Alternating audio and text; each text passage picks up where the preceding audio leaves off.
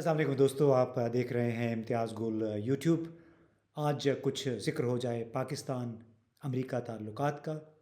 उस तनाजुर में जिस तनाजुर में पाकिस्तान के वज़ीर आज़म इमरान ख़ान बीजिंग पहुंच रहे हैं दो तरफ़ा मुलाकातों के लिए, और बुनियादी तौर पे इसका ताल्लुक़ बीजिंग में होने वाले विंटर ओलंपिक्स से भी है। इसमें दूसरे ममालिक के नुमाइंदे, रूसी, तुर्की और कई ममालिक के नुमाइंदे भी पहुंच रहे हैं, और इसी हवाले से बीजिंग की ये मुलाकात इंतहाई अहमियत इख्तियार कर गई है। क़ब्ल इसके कि हम इसकी तफसीलात में जाएं, इस चैनल को व्यू करना, सब्सक्राइब करना और दूसरे दोस्तों के साथ शेयर करना न भूलें।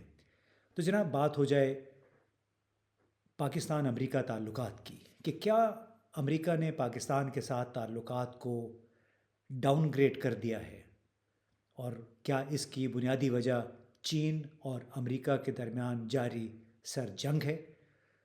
तो अगर कुछ इशारे हम डेवलपमेंट्स पे नज़र डालें तो लगता तो कुछ ऐसे ही है। रिचर्ड ओल्सन अमरीका के आखिरी कुल वक्ती सफ़ीर थे। उनके बाद से आज तक पाकिस्तान में अमरीका का सफ़ीर नहीं आया। एक डोनाल्ड ब्लोम के नाम से नए एक सफ़ीर की मंजूरी तो हो चुकी है, लेकिन वो अभी तक नहीं पहुँचे। इसके अलावा नामज़द सफ़ीर पाकिस्तान के मसूद ख़ान को अभी तक बाकायदा तौर पे अग्रीमा कहा जाता है, एक कॉन्ट्रैक्ट होता है, वो नहीं दिया गया। हालांकि इसकी दरख्वास्त गुज़श्ता साल नवंबर में की गई थी। क्या इसका ताल्लुक़ भी दो तरफ़ा सियासत से है, और या फिर एक प्रोसीजरल इशू है जिसकी वजह से ताख़ीर हो रही है, ये सोचने की बात है। लेकिन बीजिंग में इमरान ख़ान, और अगर उनकी मुलाकात होती है सदर शी जिनपिंग के साथ, तो यकीनन ये दोनों मुल्कों के दरमियान ताल्लुकात का एक नया दौर होगा, और उसकी बुनियादी वजह चीन और अमरीका की मुखासमत है। और सबसे बढ़ के गुज़श्ता 6-7 महीनों से जो अमरीका ने पाकिस्तान के साथ किया है, वो ज़ाहिर है चीनी क़यादत भी देख रही है, और पाकिस्तान के अंदर भी इस हवाले से काफ़ी, मैं समझता हूँ, गुस्सा पाया जाता है। सबसे पहले तो अमरीकी नायब वज़ीर ख़ारजा वेंडी शर्मन ने न्यू दिल्ली में, इन्हें भारतीय दारुल हुकूमत में 8 अक्टूबर को ये कहा कि पाकिस्तान के साथ हम ताल्लुकात को मज़ीद नहीं बढ़ाना चाहते। भारत और पाकिस्तान को हम बराबर ट्रीट नहीं करेंगे। और इसके साथ साथ उन्होंने कहा कि मैं इस्लामाबाद जा रही हूँ, और वहाँ पे जो मेरी बातचीत होगी उससे मैं ज़रूर आगाह करूँगी अपने भारतीय हम मनसब को भी, क्योंकि हम सब का इंटरेस्ट इस अमर में है कि ये ख़ित्ता पुरअमन रहे, यहाँ पे तशद्दुद और दहशतगर्दी ना हो। इससे पहले ही सितंबर में अमरीकी वज़ीर ख़ारजा टोनी ब्लिंकन ने ये वाज़े कर दिया था कि पाकिस्तान, बल्कि ये कांग्रेस में एक कमेटी के सामने उन्होंने ये बात की थी कि पाकिस्तान पे हमने गहरी नज़र रखी हुई है, क्योंकि ये दोगली पॉलिसी इसने इख्तियार कर रखी थी दहशतगर्दियों के हवाले से। अब ये उनका बयान था। फिर वेंडी शर्मन का बयान आ गया। उसके बाद 9-10 दिसंबर को डेमोक्रेसी समिट हुआ, जो सदर जो बाइडन उसके मेज़बान थे। उसमें पाकिस्तान के वज़ीर आज़म को भी शिरकत की दावत दी गई, लेकिन वो कैसे? वो ऐसे कि एक बिल्कुल गैर नुमाया सा एक सेशन था जिसमें वज़ीर आज़म का नाम रखा गया, और उनको ये कहा गया कि आप एक 3 मिनट का वीडियो रिकॉर्ड करके हमें भेज दें, हम आपकी वो तकरीर या पैगाम उसमें चला देंगे। इस तरह पाकिस्तान की शिरकत भी उस समिट में, उस चोटी की कॉन्फ्रेंस में रजिस्टर हो जाएगी। ज़ाहिर है इस पर पाकिस्तान ने इनकार किया, क्योंकि ये तो एक पाकिस्तान के रहनुमाओं ने इसको अपनी तज़लील समझा।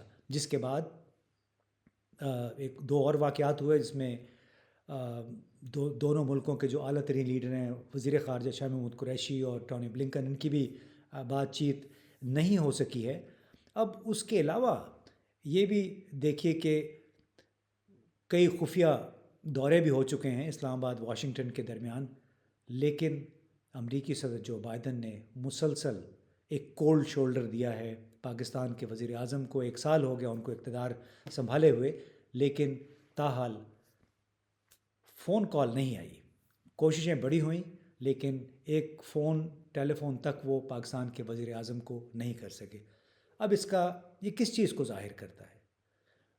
میرا اپنا یہ خیال ہے کہ امریکہ پاکستان کے ساتھ تعلقات کو ڈاؤن گریڈ کر چکا ہے، فی الحال اس کی دلچسپی اس میں نہیں ہے، اور اس کا اظہار وینڈی شرمن نے بھی باقاعدہ طور پہ دلی میں کیا، جس کے بعد سے سرد مہری چلی آ رہی ہے اور اس میں جلد تب کوئی بہتری کے آثار بھی نہیں ہیں۔ یہ تمام تناظر ہے جو وزیر اعظم عمران خان کے دورہ چین کو ایک نئی جہت دے گا، یہ امید کی جا رہی ہے۔ اب چیلنج دونوں ملکوں کے لیے ہے کہ چین کو اس امر کا احساس کرنا پڑے گا، چینی قیادت کو، کہ پاکستان کے ساتھ نتھی ہونے کی وجہ سے پاکستان کو مسائل کا سامنا کرنا پڑ رہا ہے، امریکہ نے اس کو نظر انداز کرنے کا فیصلہ کیا ہوا ہے۔ دوسری طرف پاکستان کے لیے مالی مشکلات بھی کھڑی ہوئی ہیں، آپ نے دیکھا کہ آئی ایم ایف کے ساتھ سے $1 بلین کی قسط حاصل کرنے کے لیے پاکستان کو کتنے پاپڑ بیلنے پڑے۔ اب یہی چیزیں ہیں جو چینی قیادت کو اب سامنے رکھنی ہوں گی۔ دوسری طرف پاکستان کی بیوروکریسی کو بھی یہ تاثر زائل کرنا ہوگا کہ یہاں پہ سی پیک کے تحت جو پروجیکٹ شروع ہوئے تھے ان میں کوئی سستی آ گئی۔ سستی تو آئی ہوئی ہے کیونکہ چینی انشورنس کمپنی نے کچھ مالی وسائل یہاں پہ ان کی راہ میں رکاوٹ ہے، پیمنٹس نہیں ہوئی ہیں چین کے بجلی گھروں کو، اور اس وجہ سے معاملات پیمنٹ کے رکے ہوئے ہیں۔ وزیر اعظم نے بڑی کوشش کی یہ مسائل حل کروانے کی، لیکن افسر شاہی کا اپنا ایک طریقہ ہے مسائل کو حل کرنے یا نہ کرنے کا، جس کی وجہ سے معاملہ ابھی تک اٹکا ہوا ہے، اور یہ یقیناً اس کا ذکر چین میں بھی ہوگا جب دونوں رہنما ملیں گے۔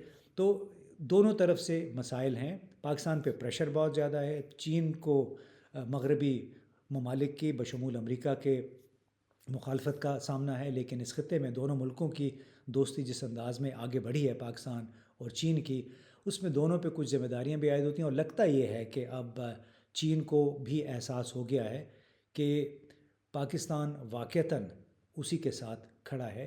کچھ اشارے ماضی میں گزشتہ مہینوں میں ایسے ملے تھے کہ شاید پاکستان دوبارہ امریکہ کی طرف اس کا پلڑا بھاری ہو رہا ہے، اور اس میں ہماری گورننس سٹرکچرز کے اندر کچھ طاقتور افراد تھے یا گروہ تھے جن کا یہ خیال تھا کہ امریکہ کے ساتھ تعلقات نہیں بگاڑنے چاہیے اور تمام انڈے ایک ہی ٹوکری میں نہیں رکھنے چاہیے۔ لیکن اس کا کاؤنٹر سوال یہ بنتا ہے کہ اس کا پاکستان کو ملے گا کیا سوائے بدنامی کے، رسوائی کے اور مزید سخت پابندیوں کے، کیونکہ امریکہ ایک فیصلہ کر چکا ہے کہ اس علاقے میں پولیس مین کے طور پہ اس نے بھارت کو آگے بڑھانا ہے۔ بھارت بھی چین کو اپنا ایک مخالف سمجھتا ہے، مقابلہ سمجھتا ہے، تو امریکہ اور بھارت نے مل کے اس وقت دنیا بھر میں چین کے خلاف ایک کیمپین شروع کی ہے، اور اسی وجہ سے یعنی اپنے چین کے ساتھ مخالفت کی وجہ سے، اس مقابلے کی وجہ سے ان تمام ممالک پہ بھی ان دونوں کی نظر ہے جو چین کا ساتھ دے رہے ہیں۔ پاکستان اس میں سر فہرست ہے، اور اسی وجہ سے اس وقت بہت مشکل صورتحال میں ہے پاکستان اپنے مالی وسائل کی وجہ سے، اور دوسری طرف اگر سی پیک کے منصوبے سست روی کا شکار ہے وہ پاکستان کی بیوروکریسی کی وجہ سے ہے، ان پیمنٹس کی وجہ سے ہے جو وعدے کے مطابق مکمل شدہ منصوبوں کے باوجود ابھی تک چینی سرمایہ کاروں کو نہیں کی گئی ہیں۔ لگتا یہ ہے کہ بیجنگ کے دورے کے دوران شاید دونوں ممالک کوئی درمیانی رستہ اختیار کریں، چین کو پاکستان کی جو لمیٹیشنز ہیں، اس سسٹم کی جو کمزوریاں ہیں، ان سے بھی وہ بخوبی آگاہ ہو چکا ہے۔ چین کی قیادت کو یہ بھی معلوم ہے کہ پاکستان اس وقت شدید مالی مشکلات کا شکار ہے، تو وہ کس طریقے سے اگر پاکستان کو ایک ریلیف فراہم کیا جائے 2-3 سال کے لیے، اور میرا خیال ہے کہ خود چینیوں کو اپنے ہاتھ میں بہت سارے معاملات لینے پڑیں گے، منصوبہ بندی اور اس نظام کو جو ہمارا گورننس کا، اس میں فیصلہ سازی کا نظام ہے، 21ویں صدی کے ساتھ ہم آہنگ کرنے کے لیے اور چینی توقعات پہ پورا اترنے کے لیے میرا خیال ہے ہمیں چین کی ایکسپرٹ رائے، ان کا مشورہ ضرور حاصل کرنا چاہیے۔ اس کے بعد امید ہے کہ دونوں ملکوں کے تعلقات ایک بالکل نئی نہج پہ پڑ جائیں گے اور ایک نئے لیول پہ چلے جائیں گے، کیونکہ لگتا یہ ہے کہ جیسے وزیر اعظم نے بھی کہا تھا کہ پاکستان کا مستقبل اب چین کے ساتھ نتھی ہے۔ اگر مستقبل ایک دوسرے کے ساتھ نتھی ہے تو اس کے لیے کچھ لوگ کچھ دو کی بنیاد پہ میوچل اکاموڈیشن اور ون ون کی صورتحال ایک دوسرے کے لیے پیدا کرنی ہوگی۔